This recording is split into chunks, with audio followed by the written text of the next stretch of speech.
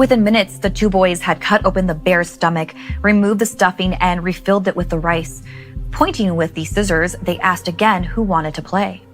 Yoto pleaded with them not to continue the game, but no one listened. I again declined out of respect for Yoto.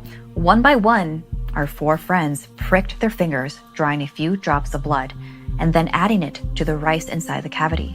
Once everyone had participated, the boys sewed up the teddy bear with the red yarn, wrapping it with the remainder. Next, they needed the tub.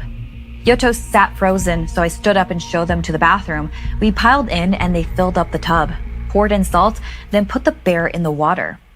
They ran to hide in my closet as I sat next to Yoto on the bed. He was sweating at this point, looking quite unwell. The four came out of the closet, returned to the tub, pulled out the bear, and yelled, "Got you!" in Japanese. Then they stabbed it with the scissors, leaving the bear on the ground. They went to hide again, this time in the living room behind us. The lights were off, making it fairly dark. Everyone was silent, and that's when we heard it. The scissors were being slowly dragged across the floor. Suddenly, the four players flew into a panic, grabbing a glass and gulping the liquid.